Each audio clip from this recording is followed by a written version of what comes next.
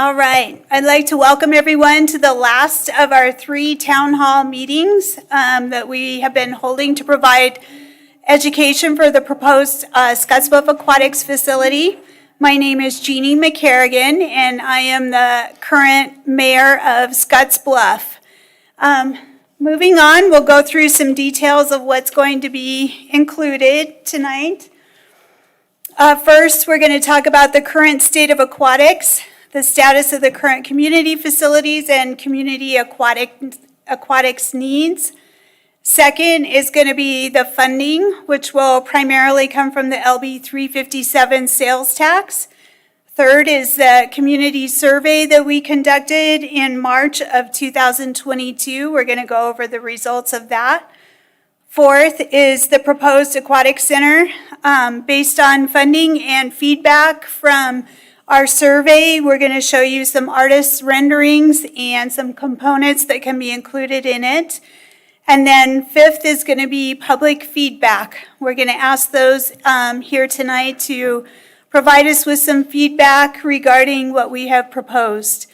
With that, I'm going to introduce Conrad Bostrom, who is the Chief Executive Officer of the YMCA. Thank you, Jeannie. It's my privilege to be here tonight and represent the Scottsbluff Family YMCA. We're going to talk about the current state of aquatics facilities in our community. Those are the pools, the primary pools in our area, kind of split up between who owns them and what their function is. And primarily going to talk tonight about the Westmore Pool, the YMCA's indoor pools, and the Splash Arena. You can see they're dated, they're old, they have some considerable wear and tear on them, and we really know that they've outlived, to a certain extent, their functionality and their relevance. So part of what we're proposing is to address the needs that the community has identified and to keep aquatics first and foremost to serve the community and the needs that aquatics can do in the community. So you see there that the first example I'm going to give you, this is the YMCA pool.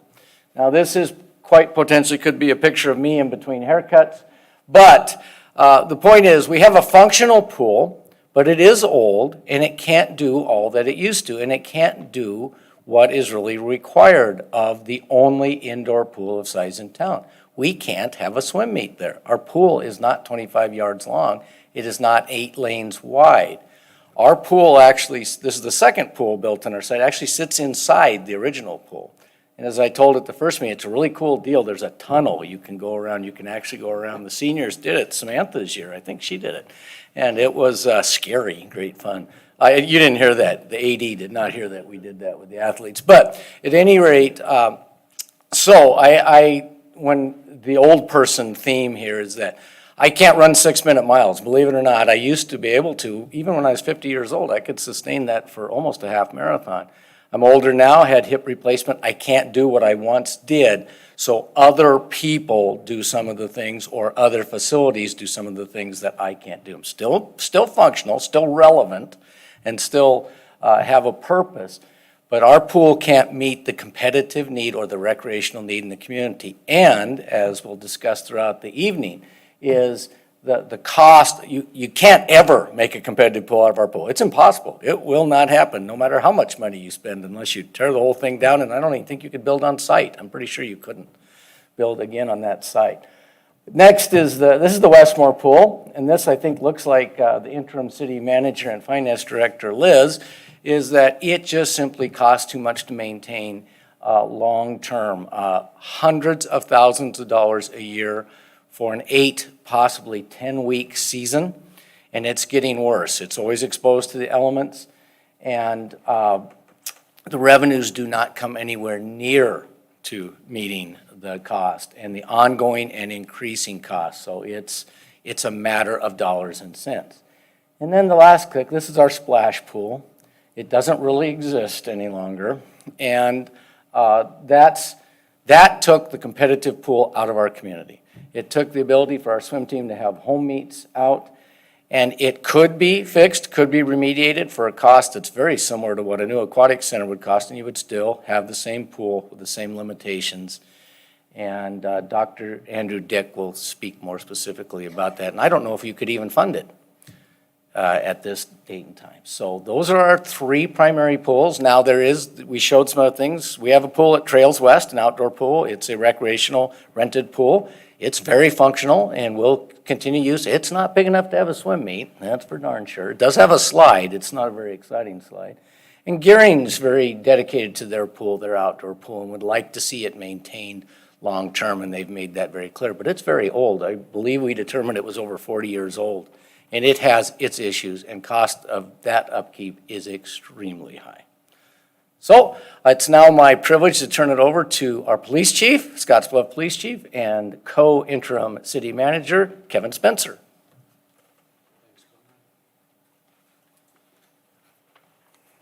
Okay, well, you get to hear me talk about funding. I'm sure if Liz was here, I've been in law enforcement for 31 years, and she would tell you that I'm really good at spending money. But this is about generating some revenues and how we're proposing to do that. But in November, on the ballot, there's going to be a question on there to support a half-cent sales tax. So that'll be available to Scottsbluff residents. The half-cent sales tax will be in addition to the 1.5% sales tax that we currently have. So right now we have 7% sales tax in the city of Scottsbluff.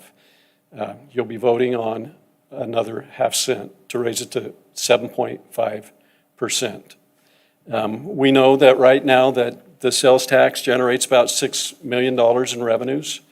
We expect the half cent to provide an additional 1.5 to 1.8. And we determined that by looking at the 5 and 10-year averages, just going back and looking at the revenues. And it does fluctuate. It goes up and it goes down. So we're fairly confident in the 1.5 to 1.8. If this initiative passed, we will bond the project. We expect the project to cost between $15 to $20 to $21 million. So pretty expensive project. We think that, well, just to give you an example of what this looks like, if you go to the store and you spend $100, right now the sales tax will cost you $7. If this initiative passes and we have the half-cent sales tax, that will be $7.50 on the $100. Not everything is taxed with sales tax. Groceries aren't. There's a list of other items that are not. We expect the Aquatic Center to cost us about $1 million to operate and maintain, so pretty pricey. We think we can do it for that. That's what really has driven this project as far as what we can afford. The bonds will be in place until they're paid for, or the half-cent sales tax will be in place until the bonds are paid for. We expect that to be 12 to 13 years, so they'll be paid off in 2034, 2037. So, and at that time, the half-cent sales tax will sunset. So at this point, I'm going to turn it over to Dr. Andrew Dick. He's going to talk about the splash, and I'll be available for questions. Thank you.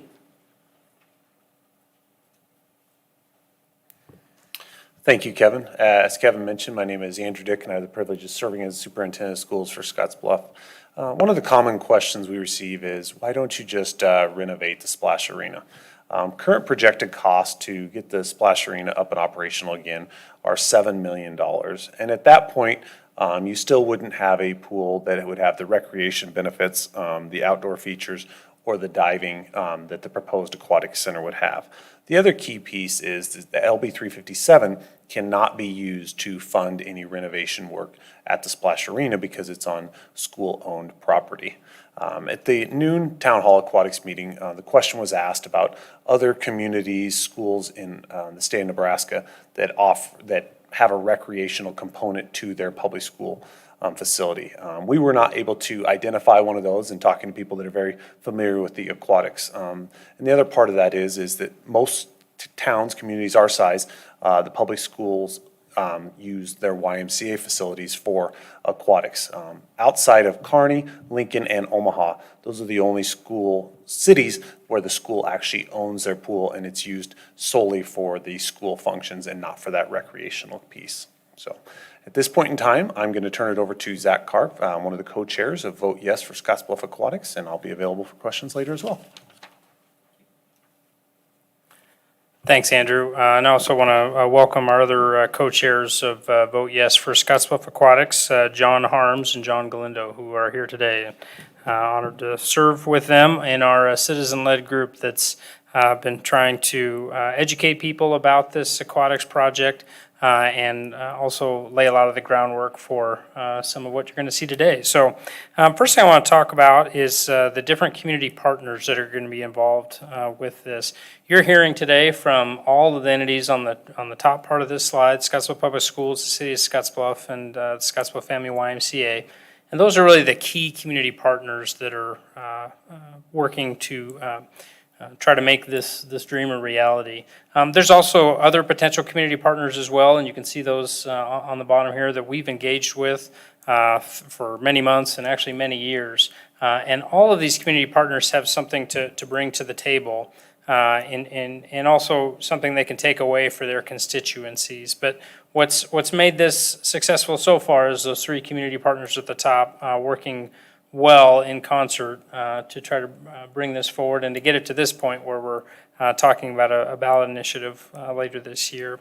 So I'm here tonight to talk about our public input survey that was distributed really a variety of ways. The YMCA sent it out, City of Scottsbluff sent it out, Scottsbluff Public Schools sent it out.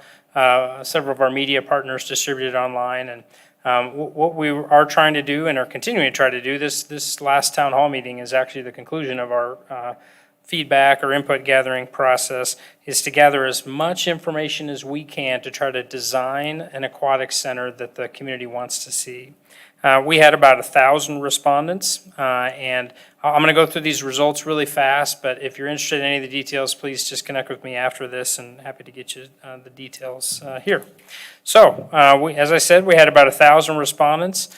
We had quite a few of those out of the Scottsbluff area, but quite a few from outside of Scottsbluff, from Gehring and from even areas outside of Scottsbluff and Gehring. And I think it's important to note when we're talking about sales tax, like Kevin Spencer was talking about, that this is not a tax that just the residents of the city of Scottsbluff pay.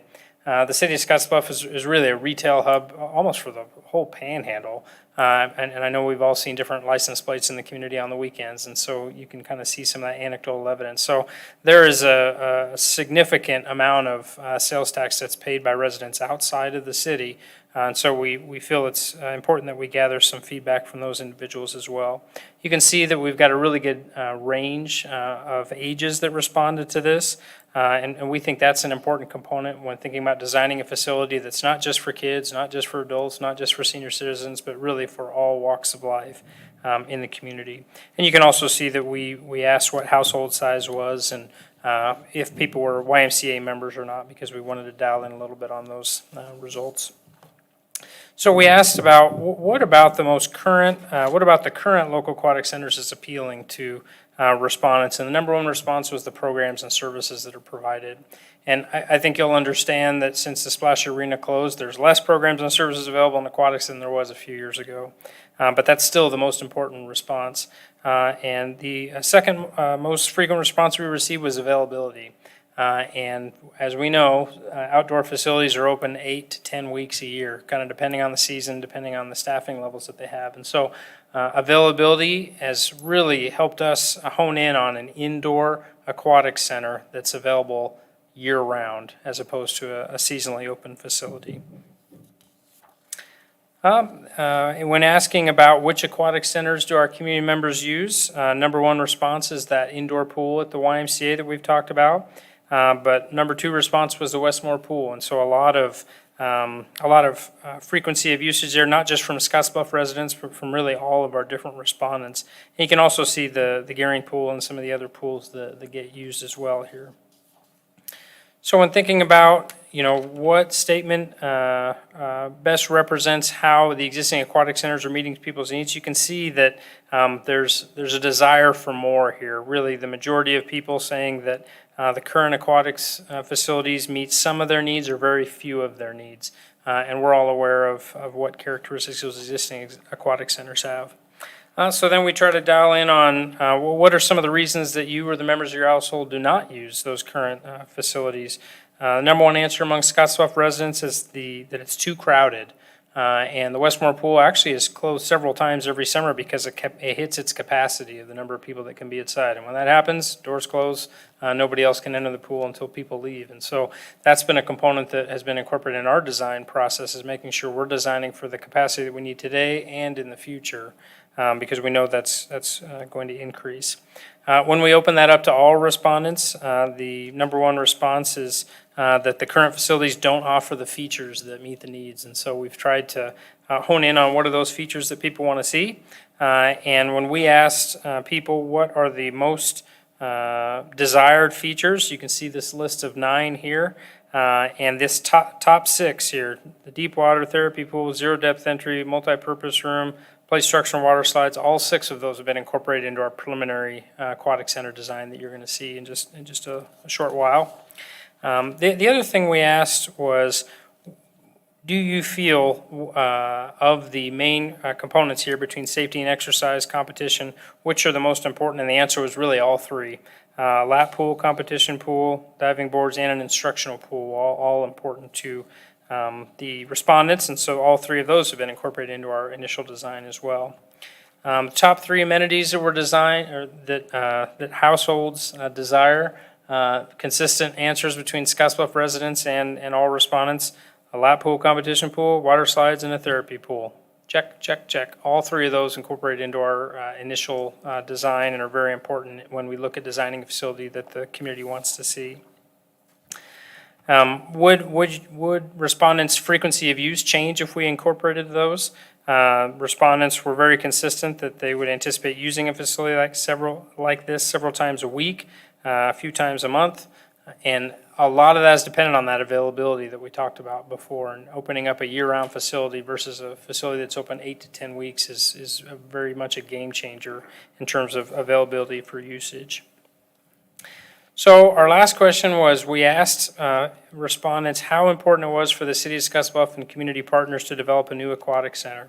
And you can see between the 2 most common answers, extremely important and very important, we had more than 80% of our respondents indicate that it was either extremely important or very important for the City of Scottsbluff to do that, and their community partners. So we've continued to work together and believe that this method that we're arriving at now, this LB 357 funding mechanism, is the best way to provide what the community desires, and we've tried to incorporate this survey results into that design. So, very excited to turn over the microphone to Dave Schaff, city engineer for the City of Scottsbluff. He's going to present a possible design for an aquatic center based on the feedback that we've received to date. Dave? Thanks, Zach. So my job as part of this project is basically take all the information that you've heard so far and try to put it into a conceptual plan that would meet all the needs of what we've gotten from feedback from the community, as well as what we'll hear from you guys tonight. I guess before we get into the facility itself, I'd like to talk a little bit about the location that's been selected for the project. As you know, or may know, the city has been, put a retainer on the property that's going to be just north of the Albertsons building and just east of Culver's. So there's that open field in that space. It was a community-based selection process, and some of the main features that we looked at when we were looking at when we went after this particular site was it's conveniently located between 27th Street and Avenue B, so access to this particular parcel is it's very accessible. It's a huge part of this project. It's also within walking distance for the Scottsbluff High School, and also part of the pathway, which is going to be located directly adjacent to it as well. The other part of it is we wanted to make sure that the facility would work in unison with some of the existing facilities and organizations that are going to use the pool itself. And so that the location next to the high school, as well as the hospital and some of the other organizations that are in that area, really lends this site to be a prime candidate for this particular project. So once that was completed, we've put together a project team. And the groups that will be helping us with this project include BRS Architecture out of Denver, Colorado, as well as Lamprey Nearson out of Kansas City.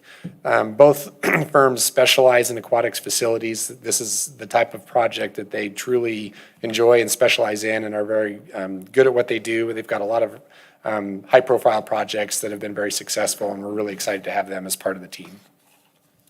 So what you're about to see is a conceptual floor plan of what they've put together that, as Zach had mentioned, meets the majority of the community survey needs. Some of the things to take note of would be that the number one, that the floor plan fits the budget within the budget of that $15 to $21 million, as we talked about with the LB 357. And the other part of this is the O&M expectations for a facility like this is the number one concern as we walk through this project, and making sure that we as a community can keep it up and going and make sure that we maintain it in a way that meets its life expectancy and probably exceeds its life expectancy of that 40 years. We want to make sure that the facility is as flexible as possible so that it can maximize its revenues. And also, if you'll see on that bottom right side, or I guess bottom left side from yours, one of the key components that has been brought up during these meetings is that there's some concern about being just an indoor facility, and they'd really like to see an outdoor component to it. That's just what we're all used to. So the concept right now is to be able to provide some large windows and potentially some open door spaces that would be able to open up during the summer months. You'd still be able to have that patio feel, and you can kind of see they've put some tables and that kind of stuff out there for kind of a space where you can go out and sun or do whatever you need to in the summer. So you still bring in that outdoor component to the facility as well. So from there we went to let's look at just the aquatics only. From an O&M standpoint, their recommendations is that we really look at almost 3 separate components for the aquatic center. Those components would be the competition pool that would be used for the high school and some of the master swimming programs and some other things that would require more deeper water. That would be the competition pool. We've got a recreation pool, which would focus more on truly recreation, maybe the younger to middle age, as well as some therapy type stuff. The water in the recreation pool would be warmer than the water in the competition pool. And then also a standalone slide, which then wouldn't take away the water space for the recreation pool. The standalone slide would be easier to operate and control from a programming stance. You'll also notice that the pools, the competition pool and the recreation pool would be divided by a wall, most likely a glass wall. The reason for that is there again, the O&M side of things, where you can program one pool with the other one being closed and being able to minimize your operation costs for a lifeguard standpoint, as well as a lot of the HVAC considerations when you have separate bodies of water that are different temperatures. So if you look at the competition pool, some of the things that we've looked at is really trying to maximize our revenue potential for this facility. Some of the programming that you could do in the competition pool would include, aqua aerobics, yoga, competition for the high school, as well as the deep water side of things, being able to facilitate scuba and lifeguard training courses and that kind of stuff. The other item that I'd like to point out in this particular slide is the aqua obstacle course on the top of the slide. This idea was brought up as part of that community survey, and as we looked into it more, the main attraction or the main company that does these types of facilities is called Ninja Cross, and I'm sure a lot of you are familiar with the American Ninja Warrior. This facility would be able to accommodate something similar to that, where the actual obstacles would come down from the ceiling with a push of a button, and then you'd be able to use the competition pool on more of a recreational side and hopefully generate a lot more revenue from that stance. From the recreation pool, the things there again that were important to everybody were some sort of a lazy river. From an O&M stance, the lazy river with this concept would sit in the middle of the pool, which would give some opportunity for aqua walking and fitness. We'd have the zero entry level, or the zero entry section for the younger kids with the playground scenarios. And then there again, with the warmer temperatures, we would be able to use this pool for some therapy classes and stuff like that. So the overall concept for this particular project, we really are focusing on a family atmosphere, as well as really trying to promote tourism and being able to think outside the box. Again, trying to really generate additional revenue to minimize the impact, financial impacts on all the partners that we're very much accustomed to. So again, thinking outside the box with opportunities such as dive-in movies, some of the play features and the water slides, we feel would really help optimize some of the revenue aspects of the project. So from there, I'm going to turn it back to Zach and let him facilitate all the question and answer periods.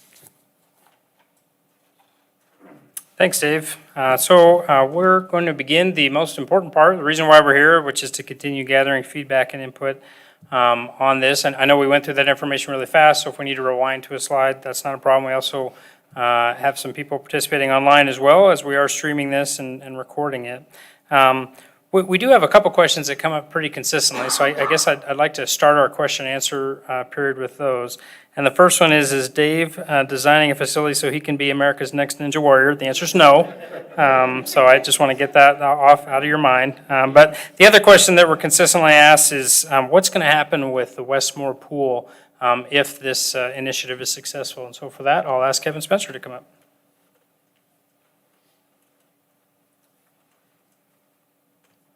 Well, the Westmore Pool is about 20 years old. It needs significant repairs. It is very expensive to maintain and operate, so we will do our best to keep it open until we have some sort of alternative. But at some point, we're going to have some difficult decisions to make in replacing the Westmore Pool. It will close in the near future, so we hope to have something in place.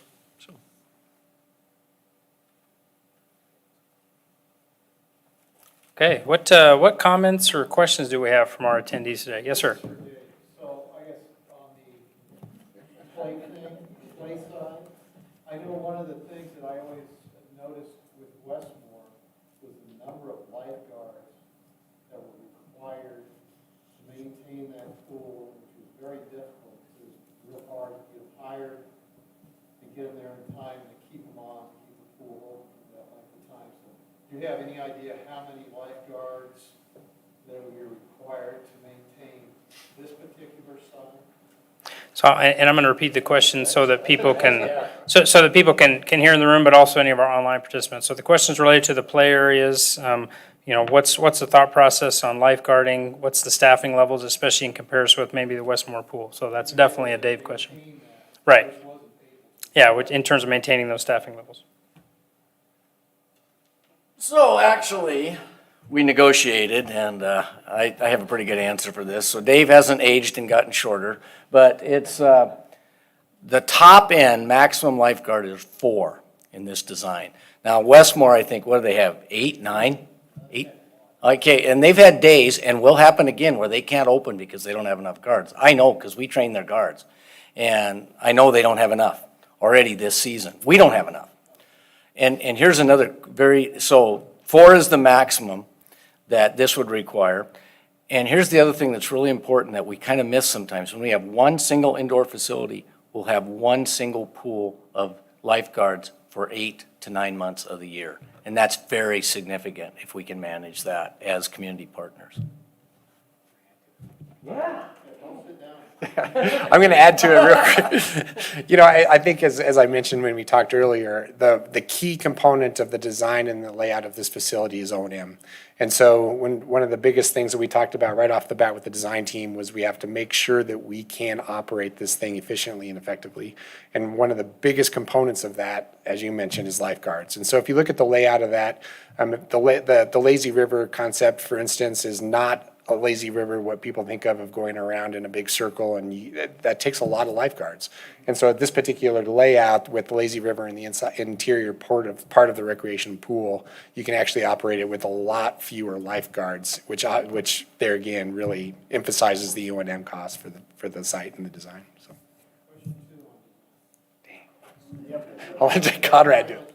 On the other side, on the competition side, what was the thought process of why it's only 6 lanes versus 8?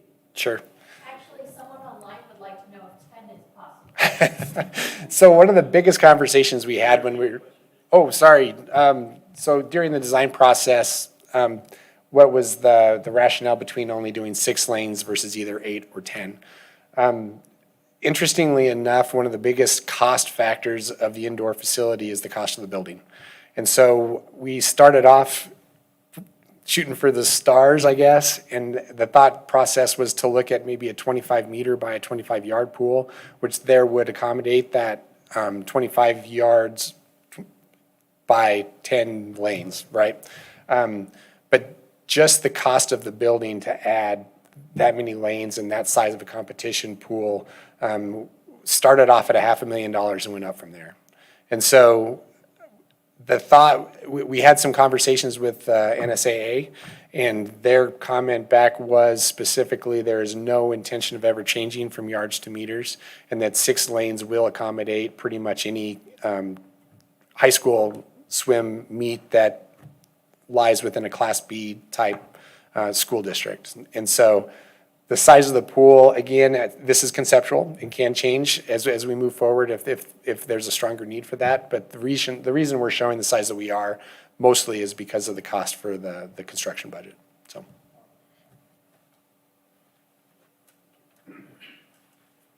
Great, thanks for that online question too. We have a question back over here? It was answered. It was basically, I was curious on how you explain that fewer lifeguards required based on that.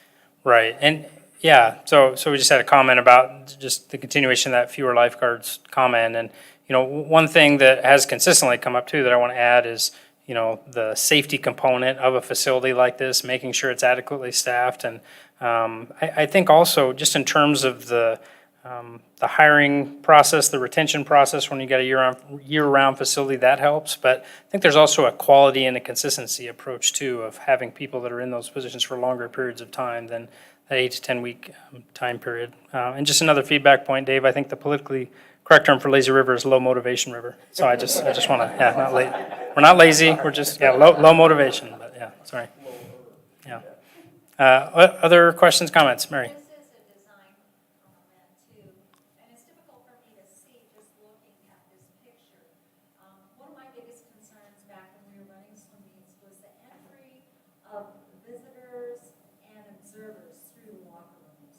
Is that going to be bypassed?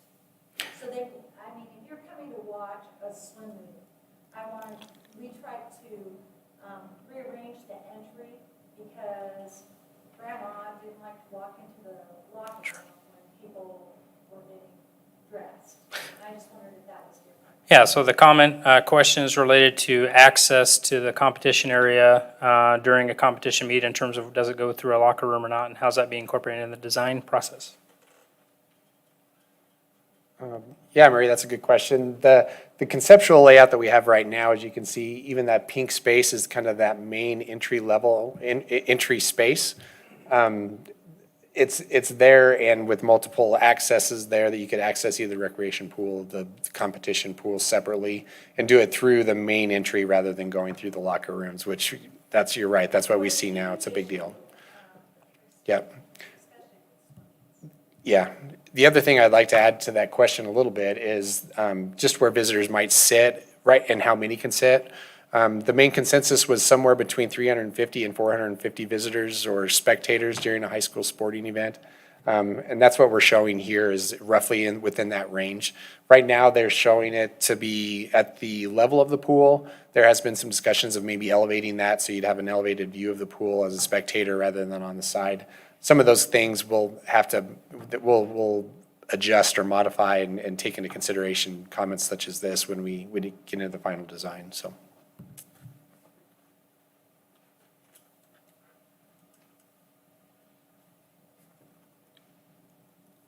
I'll ask one more. This might go with John here.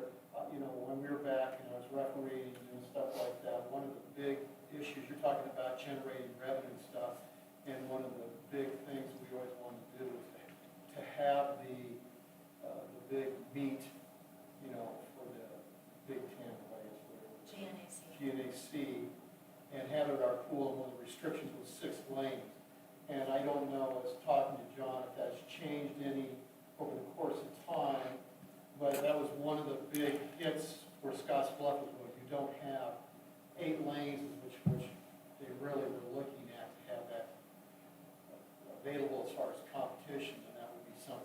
generating and bringing in hundreds of people for that kind of competition. It was happening when we were there, but one of the struggles we had was 6-1 pool.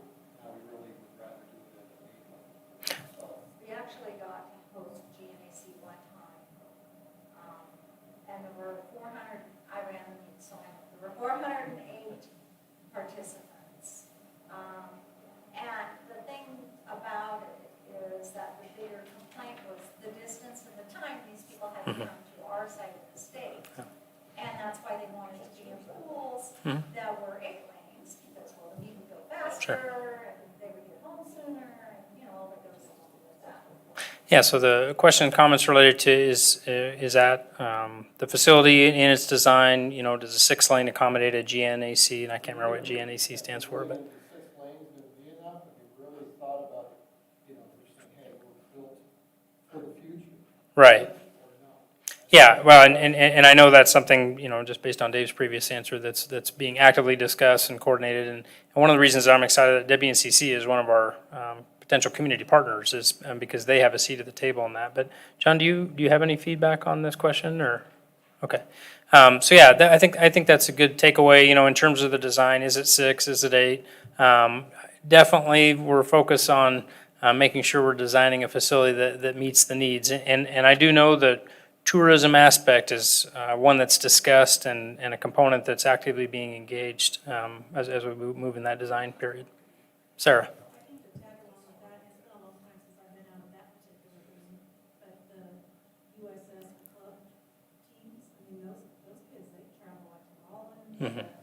So I think there's a potential for meets that are not just Nebraska meets, where you're getting people in from Wyoming. For the younger, well, it's not even the younger kids, because they can still swim in that up to 18. I also would be interested in the masters swimming, so that could be everybody. All right. So there's just another comment in the audience about making sure that we're incorporating, you know, in that design conversation, multiple lanes and how that might be utilized, not just in Nebraska level meets, but kind of regional meets that might incorporate Wyoming or other areas. So good points. Can I make a comment real quick? Yeah, John. Yeah, go ahead and come on up. Going with your question, you know, definitely with the high school, the 8-lane is definitely where we want to be. My ultimate goal would be have a 50-meter pool by 25. That's just my goal, but the amount to do that is you know, we can't do that. And the only reason I think a 50-meter pool would be great, because we'd be the only one here in Nebraska that would have a true 50-meter pool. And what we could host for high school swimming plus USA swimming would be amazing. So just something that with that, but going with a high school, an 8-lane would be the ideal for us to host GNAC. We've already negotiated. We're working on it. Yeah, so Yeah, that's a good point, very good point. When you ask for a 50-meter, then you give them 8 lanes, it doesn't seem so big. You'll calm down. yeah, and there have been a lot of conversations about that. And, you know, when you look at the funding mechanism for this, at LB 357 and the amount that can be generated from it, all of the community partners are very committed to not building something that we can't afford in terms of operating and maintenance expenses. Yeah, and so we're trying to design the maximum facility we can that can be supported by the community partners that doesn't put an undue tax burden on anybody or any community partner.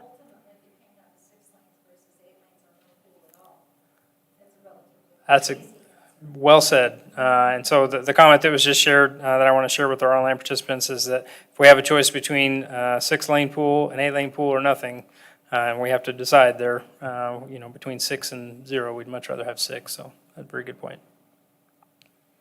Yes. This might be opening a little bit of a can of worms, but because I feel like everybody in this room is for this pool.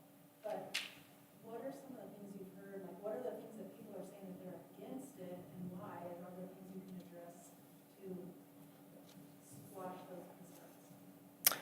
So the question is, what are some of the opposition-related comments that we've received? And so, I would say in terms of general negative comments, whenever you have a new tax, regardless of what that tax is, you get some negativity around that. There's been some comments about the costs of the facility, because we're talking about a $15 or $20 million facility, and what that might mean for the operating and maintenance costs.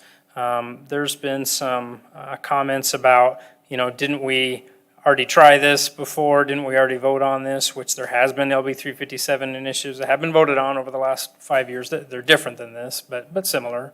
Didn't we just invest in Westmore, which was actually 15 years ago? But do we really need another pool? Kind of that kind of stuff. So if I had to summarize some of those comments, I'm not sure, Melissa, if you remember any of the other feedback comments we got, or anybody else, but yes. It wasn't so much negativity, but challenging. Uh-huh. Have you thought of this and this? Yeah. So I don't know that it was that big, but Sure. it was challenging. Yeah, good point. That's consistent. I did have an online question. Okay. The question was, is the tax perpetual or does it sunset after a period of time? Oh, great question. So the question is the tax perpetual, or does it sunset in a period of time? Do you want me to take that, Kevin, or do you want to come up here? Okay, I might save you a couple steps. So it is for 10 years or until whatever the bonding that's required is paid in full. And so definitely all of our conversations have been around that 10-year conversation, though. And definitely the operating and maintenance cost ties into that. So, but the statute calls for 10 years or until the bonding that was used to fund that is paid in full. I have one last thing I just wanted to be confirmed. And I don't know if you said it this time or in one of the others. The pool will be owned by the city of Scottsbluff and managed by the YMCA. Is that correct? So the question is, what entity will own the pool and who will manage it? And so the actual pool facility is going to be owned by the city of Scottsbluff, and that's actually a statutory requirement. But there will be numerous interlocal agreements between the city of Scottsbluff and the community partners. The most key of which would be, I think, between the city of Scottsbluff and the YMCA in terms of managing the facility. I don't mean to speak for the city, but I don't think the city wants to manage this facility. I don't think the school wants to manage this facility. The YMCA brings a certain skill set and experience set in terms of ability to manage that facility. So that's how these community partners work really well together, is we all bring something to the table, and that's a component of that. Question and comment from online, which our online friends are just right engaged in the conversation. Great. It's a similar question. The question is, who are all the community partners? And then it says YMCA, SHS, City of Scottsbluff. What about WNCC and Yeah. Regional West? And then the comment is, I hope Gearing Public Schools and the City of Gearing are joining in, especially since the Gearing schools participated in the CCATs with SHS. Are those two comment and a question from two different people or from the same person? One Okay, great. question. Thank you. Yeah, so, and I really appreciate the engagement that we're seeing from our online participants. So the question is about community partners, and I was remiss, because I don't think you could actually possibly see this as well when we went over this slide, but on our community partners slide, the City of Scottsbluff, Scottsbluff Public Schools, Scottsbluff Family YMCA are the key community partners. The other potential community partners that we've had active discussions with since 2018 or some time frame like that are Western Nebraska Community College, the City of Gearing, Gearing Public Schools, Scottsbluff County, and Regional West Medical Center. And specifically to your question with Gearing Public Schools, they're very actively engaged in this. They do have a number of kids involved in the CCATS program, and are one of the community partners that we're talking to.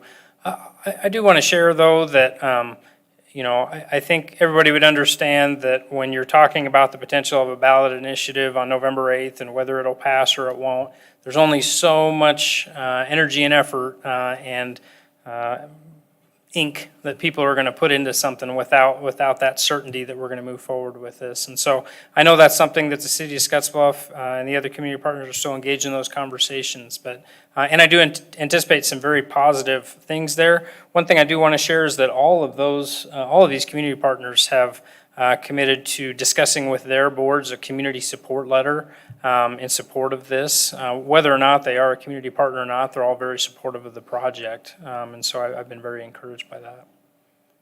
Another comment from online, and it says, I've seen places where the city owns an aquatic facility and the local YMCA runs it and it works very well. Oh, I agree. No.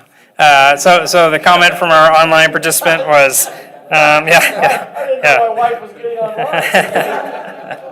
Yeah, so the comment from our online participant was that they've seen other models where the city owns a facility and the YMCA operates it, and they've seen that work well.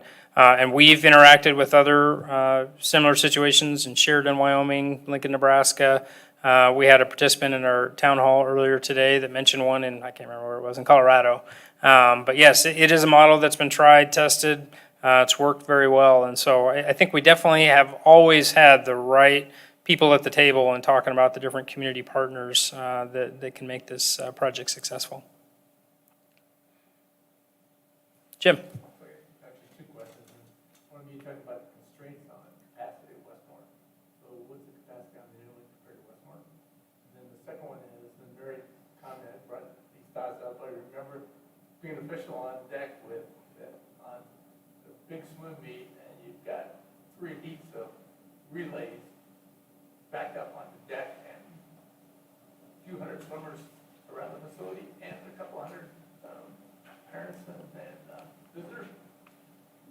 Nothing's more crammed in the spaces than a huge swim meet. It's like a mass of people. I can't believe when we used to have people in this wrestling room and the exercise room and out in the schools physically for somewhere for the swimmers to be and where the parents pick up all the bleachers. So just some of those thoughts on what the current capacities are, what they are, and how to accommodate huge swim. You bet. So kind of a two-part question. One about just capacity of, in terms of swimming, especially in comparison to current capacity at Westmore. And then how do you manage, or how does that capacity help with managing a swim meet type environment where you've got a lot of spectators in addition to swimmers? So that is a Dave Schaff question. So I'll do the easy question first, I think. The capacity of the facility itself, I guess the best way to do it is a comparison. Westmore Pool right now, the capacity of Westmore Pool is 450, roughly.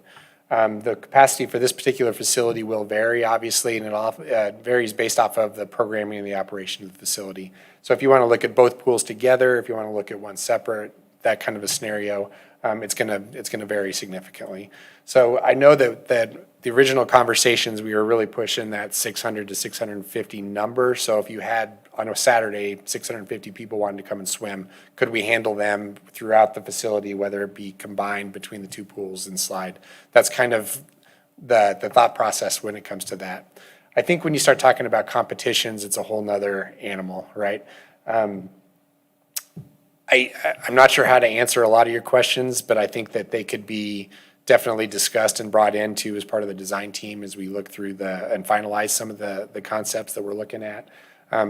Again, I would add that one of the designers and part of the team is a very competitive swimmer and is well-versed in a lot of these types of activities and competitions. And so I'm expecting that he would have, I'm sure not perfect solutions to some of those concerns, but I think they definitely will be addressed as we go through. And I think the deck space is definitely a piece that we've already talked about, so. And once again, on your design, the one between the one-side pool and competitive pool, not maybe. Recreation pool. That's a solid, just windows, those don't move or anything, unlike the side with the outdoor. Sure. So the question was, what would the wall look like between the recreation pool and the competition pool, and how would that be accommodated? I think a lot of us are accustomed to probably, I guess, back up a little bit. The reason for the wall most, from an O&M stance, is that it does stay closed, right? When you look at the HVAC system and some of the evaporation and the humidity aspects of a pool facility and having two different, even, believe it or not, a couple degrees difference in pool temperatures, the humidity levels in those two spaces are significantly different.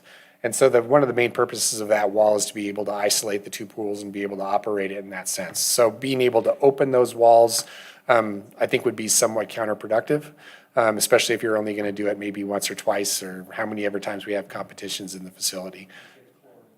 Yeah, right, yeah. So I really think the answer to that is they'll be permanent at this point anyways. So. The two legs in the recreational area. Okay. On the far right. Yep. What are those for therapy Sure. So the question is the 2 lanes in the recreation pool, what are their expected uses? I think it's just that, there will be times when both pools may not be open at the same time or available to people at the same time. So like during, say, a high school practice event, that there might be people that do want to do some lap swimming, and this recreation pool would then allow for some of those activities. There's also usages, programming aspects of those 2 lanes that would accommodate, the jogger, the walker jogger scenario, the water exercise classes, that kind of stuff could be accommodated that. Correct. Yep, could be in there. Therapy aspects of it with the warmer water that could also be accommodated in that as well. You may want to stay here. All right. Online question. You mentioned the site being close to the old Albertsons. Can that building be used for any of this concept to save money? So the question was, can the Albertsons building, can it be accommodated into the design or in the layout of this particular facility? If that's, to answer the question, I guess we've talked a lot about that. At this time, given the option that the city has, it's only on the space that it's vacant right now without any buildings, undeveloped space. The Albertsons building is not a consideration as part of the project now, mostly because we would anticipate the parking and the facility to be a standalone facility. With that being said, the building could accommodate a lot of uses that would facilitate and complement the aquatics center. But as part of this project, it's not being part of the conceptualization at this time. Okay, I got a couple more questions, but this next one's probably for Zach. Is there a known potential for WNCC getting a swim team and/or other local high schools joining the CCATs? Yeah, so question is related to WCC or other community partners having other teams join the CCATs, and while I can't speak to specific programming like that, we're talking to the community partners that you saw earlier in the presentation. This does not exclude the possibility of other community partners being a part of this in the future. What we've tried to do is to incorporate the agencies or entities in Scottsbluff and Gehring that have an interest in this.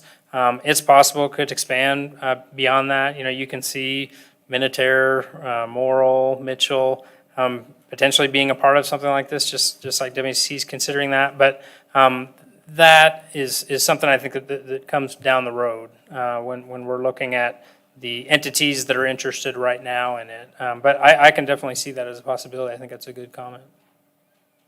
Next question is for Conrad. Okay. And it is, will the YMCA continue to operate a pool on its site? Oh, so great. Yeah, we forgot to answer that. So the question is about the current YMCA pool and the pools that are at the YMCA currently.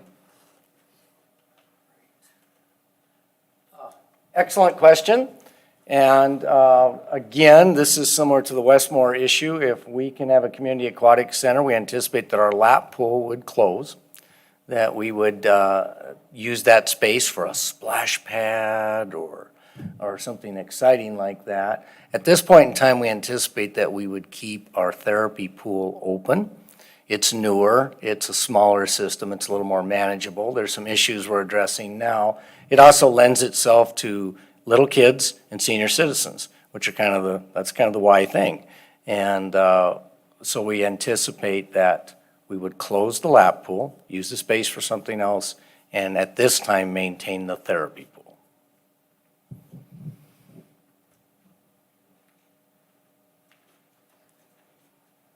These are really good questions and comments. Here's exactly the kind of engagement that we hope to have at our town hall meeting, so very good. Other questions, comments, concerns? Yes?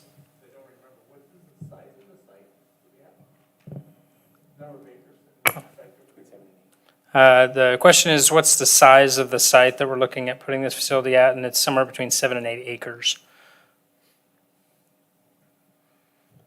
Are there other comments, questions?